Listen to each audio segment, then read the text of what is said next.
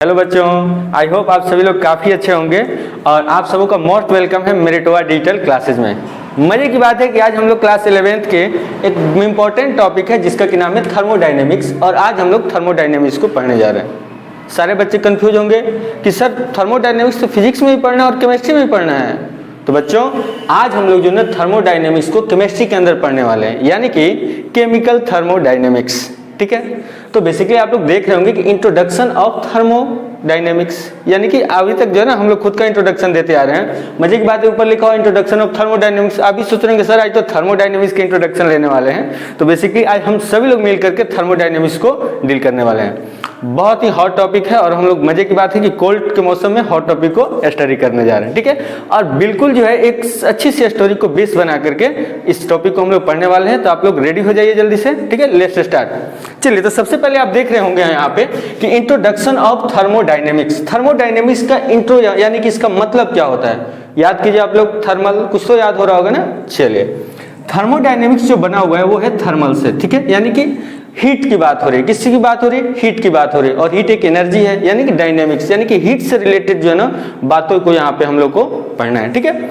ठीक है, तो हम लोगों ने क्या किया, the study of energy transformation from the subject matter of the thermodynamics. बला बला पता नहीं क्या लिखा हुआ है, इसको हम लोग अभी जो है ना स्टोरी के माध्यम से डील करते हैं। ठीक है, आप लोग घबराइएगा नहीं। ठीक है, तो मान लीजिए एक जो है ना लड़का है जो कि गांव से शहर आया हुआ है। ठीक है, उसका नाम है चंदूलाल।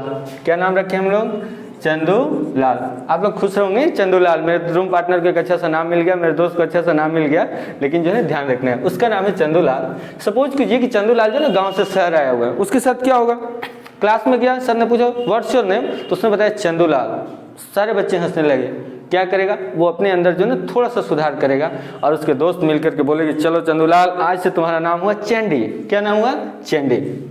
ठीक है, अब चंदूलाल का नाम ध्यान रखिएगा, चंडी हो चुका है।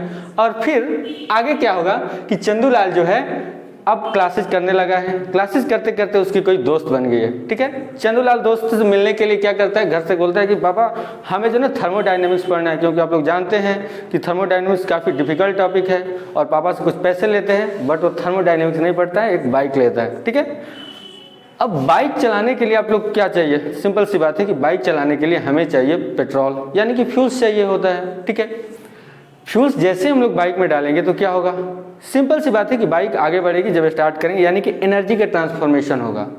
सभी लोग सोच रहे होंगे कि आखिर फ्यूल्स में एनर्जी आती कहाँ है। ठीक है, तो ध्यान रखना बच्चों, फ्यूल्स में जो है ना फ्यूल्स के जो मॉलिक्यूल्स होते हैं वो क्या करते हैं कि एनर्जी को अपने अंदर जो है ना कॉन्सेंट्रेट करके रखते हैं। ठीक है, और वही एनर्जी जो है क्या होता है, हम लोग मैकेनिकल वर्क में यूज कर रहे होते हैं। अब कितनी मजे की बात है कि जब भी हमने क्या किया कि इसने जो चंदूलाल यानी कि जो चैंडी था उसने गाड़ी में पेट्रोल डाला और उसके मॉलिक्यूल्स क्या किए, मॉलिक्यूल्स जो है ना एनर्जी का ट्रांसफॉर्मेशन होने लगा। और फिर कौन सा वर्क होने लगा, सिंपल सी बात है, ऑटोमोबाइल का। ठीक है, यानी कि मैकेनिकल वर्क यहाँ पे हमारा स्टार्ट हो रहा है और गाड़ी चलने लगी। ठीक है, आप जरा सोचिए गाड़ी चलेगी तो ऐसा क्या क्या उसमें होगा, एनर्जी का क्या क्या इफेक्ट आएगा उसके साथ। ठीक है, तो सबसे पहले बात है कि गाड़ी जैसे चलेगी तो उसमें मोशन आएगा कि नहीं। ठीक है, यानी कि मोशन की भी बात होगी। चलिए दूसरी बात हम लोग देख लेते हैं, गाड़ी जैसे चलेगी तो उसकी साइलेंसर क्या होगा, गर्म होगा। आप लोगों ने कभी छुआ होगा गलती से तो आपको याद होगा, काफी लोग हंस रहे हैं, लगता है कि किसी ने छुआ है। ठीक है, तो हमारा जो है यहाँ पे क्या था, हीट जनरेट होने लगा। ठीक है, एनर्जी तो यहाँ पे निकल ही रही थी। और फिर क्या हुआ, टेम्परेचर, सिंपल सी बात है कि जब हीट जनरेट होगा तो टेम्परेचर निकलेगा ही ना। तो ये रहा हमारा टेम्परेचर। और फिर जब बच्चा जा रहा है ना चंदूलाल यानी कि चंडी, क्या करने जा रहा है, अपने दोस्त से मिलने जा रहा है। ठीक है, मजाक बात थोड़ी ना, मिलने जा रहा है। मिलने जा रहा है तो यहाँ पे क्या होगा, वर्क भी होगा। ठीक है, तो ये बात आप ध्यान में रखेंगे। ठीक है, फिजिक्स के डिफिनेशन पे नहीं जाइएगा, बस कॉन्सेप्ट को समझना है आपको अच्छे से। ठीक है, कॉन्सेप्ट को समझाने के लिए एक छोटी सी स्टोरी, आई होप आप लोगों को काफी अच्छी लगी होगी। अब इसके माध्यम से इसको बेस बना करके हम लोग ये सारी थ्योरी जो है ना देखने वाले हैं। ठीक है, आप लोग घबराइएगा नहीं, दिल थाम के बैठिए। तो क्या है, फर्स्ट में हमारा the study of energy transformation forms the subject matter of thermodynamics. ठीक है, जो भी यहाँ पे एनर्जी का ट्रांसफॉर्मेशन हो रहा है, अभी आपने क्या किया, अभी जो है आप पेट्रोल जला रहे हैं, पेट्रोल जलाएंगे तो क्या होगा, आपको एनर्जी मिलेगी। उसी पेट्रोल से क्या हो सकता है, आप देखते हैं गाड़ी चलने लगती है, यानी कि उसमें जो उसके मॉलिक्यूल्स में जो एनर्जी कॉन्सेंट्रेट थी वो मैकेनिकल वर्क कर रही है। तो यानी कि एनर्जी का ट्रांसफॉर्मेशन हो रहा है। वो चाहे गैल्वेनिक सेल क्या करते हैं, इलेक्ट्रिसिटी जो है आपको देती है, तो वो क्या है, इलेक्ट्रिसिटी का आना गैल्वेनिक सेल से एक प्रकार की एनर्जी का ट्रांसफॉर्मेशन ही है। तो सिंपल सी बात बच्चों ध्यान रखना है कि थर्मोडायनेमिक्स हमें क्या सिखलाता है, तो थर्मोडायनेमिक्स हमें बताता है कि जहां कहीं भी एनर्जी का ट्रांसफॉर्मेशन हो रहा है वहां पे क्या होगा बच्चों, वहां पे होगा हमारा थर्मोडायनेमिक्स का कॉन्सेप्ट। ठीक है, आई होप आप लोगों को काफी समझ में आ रहा होगा। दूसरा हमारा क्या है, the laws of thermodynamics deals with the energy changes microscopic system. आपके सामने माइक्रोस्कोपिक सिस्टम और यहाँ पे क्या है, लॉज ऑफ थर्मोडायनेमिक्स। घबराना नहीं है, बहुत बड़ी बात नहीं है। लॉज ऑफ थर्मोडायनेमिक्स को हम लोग आगे के लेक्चर्स में देखेंगे। बस आपको अभी ध्यान रखना है कि लॉज ऑफ थर्मोडायनेमिक्स को हम लोग कहाँ पे डील करते हैं, मैक्रोस्कोपिक सिस्टम में। अब ये एक बात है, मैक्रोस्कोपिक और माइक्रोस्कोपिक क्या होता है। ठीक है, फिर से हम लोग चलते हैं चंदू की तरफ। चंदू क्लास में बैठा हुआ है, यहाँ पे बैठा चंदू, यहाँ पे उसके सर पढ़ा रहे हैं। ठीक है, और यहाँ पे क्या हुआ कि यहाँ पे उसकी दोस्त बैठी है, XYZ कुछ भी मान सकते हैं आप। ठीक है, यहाँ पे उसके और सारे भी दोस्त हैं। थर्मोडायनेमिक्स की अगर देखा जाए तो मान लीजिए यहाँ की अगर टेम्परेचर मेजर करना है तो थर्मोडायनेमिक्स केवल यहाँ का टेम्परेचर नहीं मेजर करेगा। यानी कि चंदू बैठा है और सीट के नीचे थर्मोमीटर लगा रहा है, बोले सर यहाँ का तो थर्मोडायनेमिक्स बता ही नहीं रहा है। तो ध्यान रखिएगा, थर्मोडायनेमिक्स माइक्रोस्कोपिक यानी कि पूरे क्लास की बात करेगा। ठीक है, आगे हम लोग अभी क्लास से पूरे यूनिवर्स में जाने वाले हैं, जो कि आगे के लेक्चर में आपके सामने आएगा। ठीक है, तो थर्मोडायनेमिक्स किसकी बात करेगा, पूरे क्लास के टेम्परेचर की एनर्जी की बात करेगी, तो पूरे क्लास की एनर्जी। और माइक्रोस्कोपिक क्या होगा, माइक्रोस्कोपिक होगा यानी कि छोटे से, जहाँ पे सीट की बात करें तो सीट के पास का जो एनर्जी है, वहाँ की जो थिंग्स है, उसकी बात जब हम करेंगे तो माइक्रोस्कोपिक भी होगा। और मैक्रोस्कोपिक बड़ा सा, यानी कि लेकर के क्या जा रहा है, बड़ा सा चॉकलेट का डिब्बा लेके जब जाएगा मिलने तो क्या होगा, माइक्रोस्कोपिक। और छोटा सा पर्क लेके जाएगा वो क्लियर्स वाला सपोज की, तो क्या होगा हमारा माइक्रोस्कोपिक। आई होप जो ना ये चीजें आपको कंसेप्ट क्लियर होगा कि the laws of thermodynamics. Thermodynamics को जो लॉ होते हैं, ठीक है, एनर्जी चेंजेस के साथ, वो कहाँ पे गौर करते हैं, माइक्रोस्कोपिक व्यू से, न कि कहीं एक छोटे से प्लेस पे माइक्रोस्कोपिक व्यू से। ठीक है, चलिए नेक्स्ट हम लोग देखते हैं, laws of thermodynamics apply only when a system is in equilibrium moves from one equilibrium state to another equilibrium state. काफी लोगों को इक्विलिब्रियम पता होगा, अगर नहीं पता है तो फिर भी घबराना नहीं है। आगे के लेक्चर्स में हम लोग इक्विलिब्रियम पे बात करेंगे, इक्विलिब्रियम स्टेट की बात करेंगे।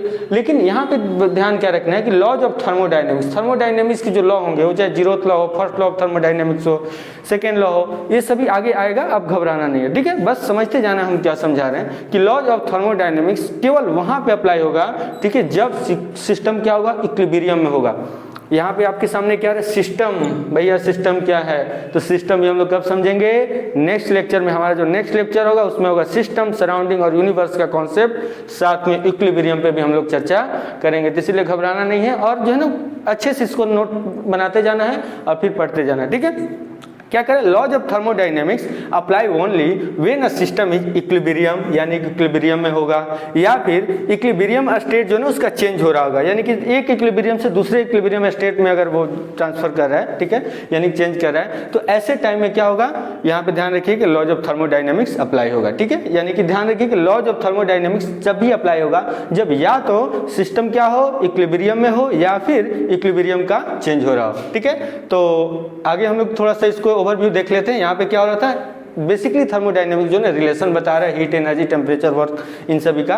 तो ये रहा हमारा थर्मोडायनेमिक्स। ठीक है, अभी आगे चलते हैं। अब थर्मोडायनेमिक्स के स्कोप की बात करेंगे और उसमें क्या क्या लिमिटेशंस हैं इसकी बात करेंगे। ठीक है, तो चलिए, अभी आपके सामने कॉइन्स दिख रहा होगा। ठीक है, इसमें क्या है, हेड है, फिर टेल है, यानी कि कॉइन्स के पास क्या होते हैं, दोनों साइड्स होते हैं, हेड भी हो सकता है और टेल भी हो सकता है। ठीक है, जस्ट लाइक जो ना कोई भी टॉपिक ले होता है, थर्मोडायनेमिक्स हो, केमिकल काइनेटिक्स हो, सबके कुछ ना कुछ ड्रॉबैक्स होते हैं और कुछ ना कुछ स्कोप्स होते हैं। ठीक है, तो थर्मोडायनेमिक्स का इंट्रो देख लिया। अब हम देखेंगे इसमें कि इसके स्कोप क्या क्या हैं और इसके लिमिटेशंस क्या क्या हैं। ठीक है, तो सबसे पहले हमारा ध्यान जाता है स्कोप पे। ठीक है, पॉजिटिव होना चाहिए, इसलिए पॉजिटिव बातें हम लोग पहले करते हैं। चलिए लेट्स स्टार्ट। फर्स्ट क्या है कि it's predict the feasibility of the chemical reaction, यानी कि सबसे पहली बात है कि थर्मोडायनेमिक्स यानी कि केमिकल थर्मोडायनेमिक्स की हम बात कर रहे हैं, ये बताता है कि कोई भी रिएक्शन जो है ना फेसिबल है या नहीं। यानी कि चंडीलाल यहाँ से जो ना, यानी कि चंडी जब जा रहा था अपने दोस्त से मिलने, हो सकता है बीच में लॉकडाउन लगा हो सकता है ना, यानी कर्फ्यू लगा हो, जैसे अभी लॉकडाउन चल रहा है, तो हो सकता है कि वो नहीं मिलेगा। ठीक है, ये भी हो सकता है कि लॉकडाउन नहीं लगा, वो मिल भी सकता है। सिंपल सी बात है, बस यही बात बताता है कि आगे जाकर के चंडीलाल अपने दोस्त से यहाँ पे मिलेगा कि नहीं मिलेगा, ये बातें हमारा कौन बताता है, थर्मोडायनेमिक्स। यानी कि रिएक्शन होगा कि नहीं होगा, इस बात के जो है प्रेडिक्ट कौन करता है, थर्मोडायनेमिक्स। दूसरा स्कोप क्या है, इट्स एक्सप्लेन इस properties of matter. Properties of matter भी थर्मोडायनेमिक्स हमें पता चलता है। जस्ट सिंपल बात है, यानी कि ये आपके सामने क्या है, एक मार्कर दिख रहा होगा। अब इसकी क्या क्या प्रॉपर्टीज है हम लोग थर्मोडायनेमिक्स जो है ना पता कर सकते हैं। ठीक है, ये आगे की जब इसके डिफरेंट लॉ को हम लोग स्टडी करेंगे वहां पे इसको पता करेंगे।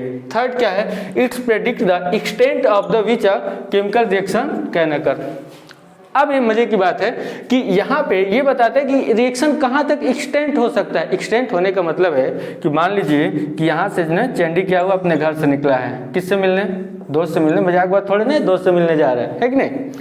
अब यहाँ पे बीच रास्ते में गया, बहुत ज़्यादा ट्रैफिक है, हो सकता है वो बाइक लेकर के गया है और क्या है, यहाँ पे देखा ट्रैफिक बहुत ज़्यादा है और उसको फिर क्लास भी जाना है ना, क्लास भी करना है, हमारा थर्मोडायनेमिक्स का क्लास स्टार्ट होगा, तो क्या करेगा, उसे याद भी है कि सर का क्लास भी करना है, दैट्स व्हाई वो रिटर्न हो गया, फ़ोन करके बोल दिया कि आज नहीं आएंगे। यानी कि वो कहाँ तक कवर किया है अपना डिस्टेंस, वो ट्रैफिक तक, जहाँ तक ट्रैफिक लगा हुआ था, आगे देख रहा है कि हम नहीं जा पाएंगे। ये बात बताता है कि कोई भी रिएक्शन जो है ना आखिर कहाँ तक एक्सटेंड कर सकता है, किस हद तक जा सकता है, ये बात भी हमारा बताता है थर्मोडायनेमिक्स।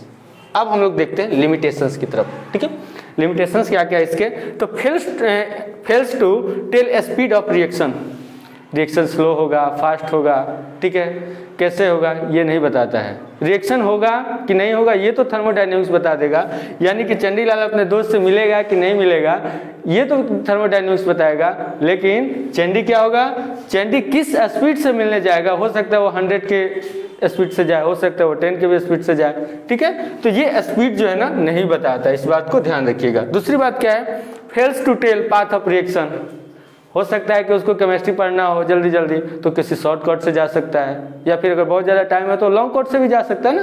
तो किस पाथ से जो है चंडीलाल अपने दोस्त से मिलने जा रहा है ये बात भी जो है थर्मोडायनेमिक्स बताने में असमर्थ है, यानी कि वो नहीं बता पाएगा। यानी कि रिएक्शन किस पाथ से जो है ना होगा ये बात जो है थर्मोडायनेमिक्स नहीं बताएगा। ठीक है, रिएक्शन होगा कि नहीं होगा ये तो थर्मोडायनेमिक्स बता ही रहा था। दूसरी बात है, ये लास्ट पॉइंट है कि it's not applicable on the microscopic system. याद कीजिए हमने अभी पहले क्या बताया था, ये वाला जो ना याद है आपको, यहाँ पे कौन बैठा था, चंडी, और यहाँ पे उसके टीचर पढ़ा रहे थे क्या, थर्मोडायनेमिक्स। उस समय क्या किया था, थर्मोडायनेमिक्स में पढ़ाते समय सर ने बताया था कि माइक्रोस्कोपिक व्यू करता है, यानी कि माइक्रोस्कोपिक यानी कि पूरे क्लास की बात करेगा। टीचर क्या पूरे क्लास पे जो अपनी नजर रखेंगे, यानी केवल चंडी पर रखेंगे, बिल्कुल नहीं चंडी क्या कर रहा है ये तो जरूरी नहीं है ना। तो जब जो है ना किसी एक सिंगल बच्चे की बात होगी तो क्या होगा, यहाँ पे चंडी की बात होगी तो माइक्रोस्कोपिक व्यू होगी, और जब पूरे क्लास की होगी तो माइक्रोस्कोपिक, यानी कि ये क्या करता है, ये अप्लीकेबल यानी कि माइक्रोस्कोपिक छोटे से सिस्टम पे थर्मोडायनेमिक्स जो है ना अप्लीकेबल नहीं होता है। आई होप ये वीडियो आप लोगों को काफी अच्छा लगा होगा। आगे के वीडियो में यूनिवर्स, सराउंडिंग, ठीक है, सिस्टम, ये सभी क्या है ये सभी को हम लोग डिस्कस करेंगे, और आप लोग काफी इंजॉय करने हैं। इसी की तरह आप लोग जो हमारे साथ बने रहिए और चैनल को लाइक सब्सक्राइब करते रहिए, कमेंट्स करते रहिए, बताइए आपको वीडियो कैसा लगा। Thank you.